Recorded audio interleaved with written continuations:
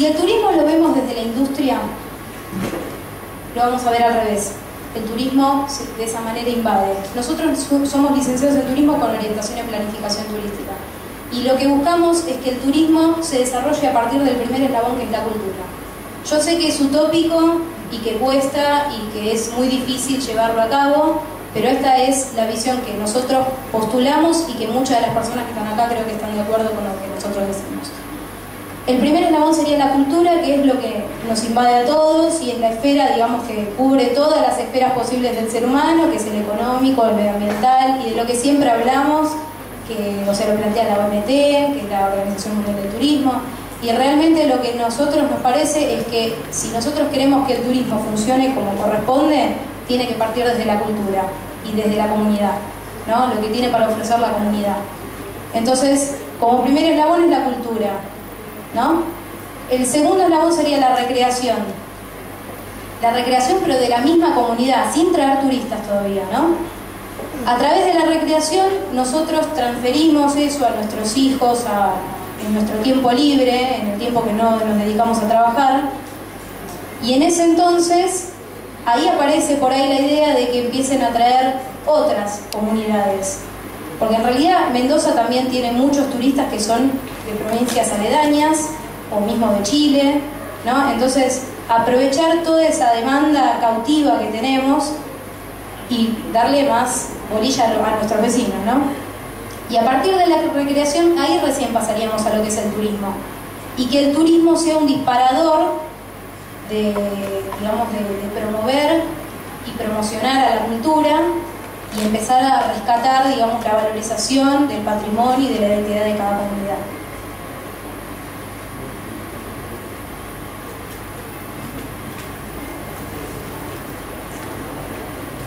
Bien, entonces ya vimos algunas cuestiones sobre la cultura, ya se habló bastante. Tenemos cuál es el desafío para pensar desde este punto. ¿Sí? Elaborar una cultura que ya no esté hecha solo de las respuestas del pasado, ¿sí? De ver lo que hicieron los demás, de reconstruir de esa parte de nuestra historia, ¿no? Sino empezar a plantear interrogantes, ¿sí? Para empezar a inferir un futuro, una cultura que ahí dice ya no es un ornamento de unos pocos, como durante mucho tiempo nos hicieron creer a nosotros los argentinos. Hablo de Mendoza, hablo de Buenos Aires, sí, donde se decía que la cultura estaba en Europa, que uno que venía a visitar a la Argentina, las maravillas naturales, desde a ver los eslogans que promocionaba el Ministerio de Turismo, lo que era la Secretaría de Turismo en los 80, Argentina el país de los 7 continentes, o Argentina en todos los sentidos, ¿sí? Recién podríamos hablar hace 10 años que empezamos a plantearnos fuertemente esto de la cultura, y ya lo escucharon hoy a la mañana, ¿sí? La cultura es hasta los bailes, es hasta la manera de preparar una comida, ¿sí? Hoy Andrés mencionaba eso de cómo tirar las boleadoras, en fin, ¿sí? La cultura ya no es un ornamento de unos pocos, sino la posibilidad del desarrollo humano de todos, ¿sí? Entonces volvemos a esta teoría de los conjuntos y decimos, bueno, entonces turismo y cultura, ¿qué nos daba? Siempre nosotros pensábamos entonces en esto, turismo cultural. Y ahí viene una de las dificultades que a veces nos planteamos, ¿no? Cuando queremos definir turismo cultural, primero definimos qué es turismo y después definimos qué es cultura, cuando la realidad es que es una retroalimentación. Y a ver, también podemos pensarnos qué turismo no es cultural si partimos de esta base. Yo les voy a leer una frase de un autor que es Ezequiel Anderegg, que dice: el desarrollo cultural de nuestros pueblos no puede quedarse en la defensa y afirmación del pasado. Desde ese pasado debe crear el presente y proyectar el futuro. Yo les comento brevemente que yo trabajo para la Dirección Nacional de Promoción de los Derechos Culturales y Diversidad Cultural, que se acaba de crear recientemente, pero ya venimos trabajando hace un tiempo con programas como pueblos indígenas, afrodescendientes, colectividades latinoamericanas, fiestas nacionales y 2 programas que todavía no se han creado, que es diversidad sexual y accesibilidad a la cultura.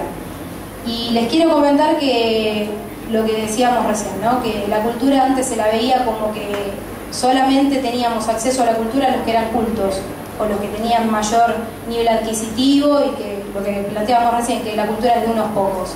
Hoy por hoy yo creo que si estamos partiendo de la base de que se crea una dirección nacional que depende de la Secretaría de Cultura de la Nación y tiene ese enfoque, me parece que bueno, estamos tratando de que se visualice lo que antes era invisible, lo que pasa con la cultura afro, con los pueblos indígenas. Lamentablemente hoy yo les quería mostrar un corto que se había presentado en Santiago del Estero, que se hizo en conjunto con una comunidad indígena y con gente de comunidades afrodescendientes, y que estaba bueno para que lo pudieran ver. Igualmente yo voy a dejar material acá en el instituto para que tengan, pero el tema es de lo que tenemos del pasado, recuperar nuestras raíces, reivindicar, pero también crear cosas nuevas, ¿no? No solamente decir, no, yo soy indígena, no, yo no me meto con eso, no. Yo creo que la riqueza está en valorarse, respetarse y de crear cosas nuevas. Vamos hasta acá, ¿sí? Seguimos un poquito más. Decíamos que arriba de este conjunto, dentro de este conjunto encontramos, por ejemplo, el derecho a la cultura. ¿Sí? Dentro de la cultura, el derecho. Encontramos también, dentro del derecho a la cultura, la diversidad, la identidad, el patrimonio. Vayamos al derecho, ¿sí? ¿Qué entendemos por derecho a la cultura? ¿Sí? Derecho a la libertad de pensamiento, derecho a la libertad de expresión, acceso a la posibilidad que tienen las comunidades de acercarse, ¿sí? De reflexionar sobre su conducta, sobre sus costumbres, ¿sí? De disfrutar libremente de las obras, bienes culturales, ya sea, como recién explicaban, ¿no? Los bienes culturales propios, ¿sí? Teníamos profesores que nos decían, ¿en qué barrio vive? Y yo vivo en tal lugar de la capital. Y bueno, ahí se puede hacer turismo. Y digo, no, no se puede hacer nada. No, en todos los lugares se puede hacer turismo. Pero también ahí está nuestra reflexión, ¿no? La reflexión que ustedes tienen que despertar es, ¿en todos los lugares se quiere hacer turismo? ¿Sí? Porque primero pensemos eso. Primero, las mismas personas acceden a esos bienes. Solo vivimos en la capital federal y rodeado de bienes culturales, patrimoniales, etcétera, y a veces no conocemos el Teatro Colón, ¿sí? Y mundiales o las Olimpiadas de invierno, el potencial que existe en la Argentina con centros invernales como los que tiene Mendoza, ¿sí? Que podría empezar ya a formar a chicos, ¿sí? Si es que acceden a esto, porque también son bienes culturales. A ver, no tengo que ir a aprender a esquiar a Andorra, a los Alpes, puedo aprender acá, pero tenemos que facilitarle eso a los chicos, tenemos que facilitarle estas cuestiones que también se hablaron durante la mañana, a ver cuáles son nuestros platos típicos, cómo se preparan, las historias, las leyendas, las experiencias, ¿sí? Todo eso se lo pueden ir transmitiendo. El turismo como derecho, claro, sería ahí como... hicimos un paralelismo entre lo que es el derecho a la cultura y el turismo como derecho. Y pusimos una foto fui para el otro lado, ahí está, ¿sí? Quizás alguno lo conoce, es Mar del Plata, una foto de Mar del Plata en plena temporada, ¿sí? ¿Y por qué la quisimos poner? Porque la Argentina es pionera en entender al turismo como un derecho, algo que después fue dilapidado, ¿sí? Pero si pensamos en los primeros planes quinquenales de los gobiernos peronistas, ¿sí? El segundo gobierno peronista, sobre todo en el segundo plan quinquenal, aparece el turismo como una cuestión clave y no aparece el turismo como hoy lo vemos, por ejemplo, en la ley de turismo que dice el turismo es una exportación no tradicional y bla, bla, bla. Estaba considerado como un derecho social de los trabajadores a los que todos tenían que tener acceso. Pusimos Mar del Plata porque es de la única, digamos, el resabio que quedó de lo que consideramos hoy en día turismo social, ¿no? Con una unidad turística de Chapadmalal y queda otra en Córdoba, en Río Tercero, en Embalse, ¿sí? Pero así como todos tienen el derecho de disfrutar los bienes culturales, todos también tienen el derecho a turismo. Y esto es una concepción que ya nos tenemos que inculcar desde la formación nuestra, ¿no? Porque nadie niega que tenemos todos derecho a la educación, derecho a la salud. Pero cuando hablas de derecho a turismo, no, eso lo hacen los que pueden, eso lo hacen los que tienen tiempo libre. Y ahí volvemos, pero nos retrasamos 200 años, ¿sí? Porque podemos volver a Mar del Plata en la fundación, que no sé si la habrán estudiado, pero era el lugar elitista por excelencia de la clase latifundista argentina, ¿sí? Entonces no, recuperemos estos lugares, recuperemos estas posibilidades que nos da el turismo. Vos hoy comentabas algo de que los políticos prometen mucho y cerca de las elecciones. Yo por ahí lo que voy a decir, espero que no le caiga mal a nadie, ¿no? Pero si pensamos el turismo desde los turistas, estamos fritos. O sea, hay que pensar el turismo desde la comunidad. ¿Por qué? Porque los residentes son los que pagan los impuestos y los que votan. Entonces, exactamente. Entonces, yo creo que hay que... El político, el gobierno, el que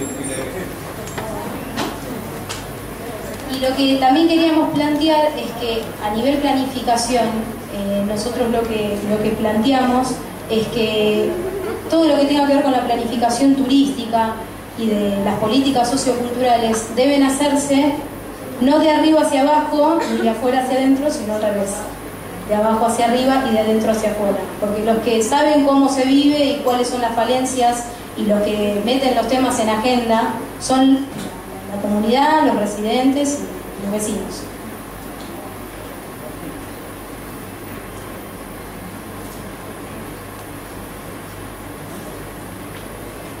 Bueno, pasemos a diversidad cultural, ¿sí? Dentro de los derechos mismos que existen dentro de la cultura, diversidad cultural.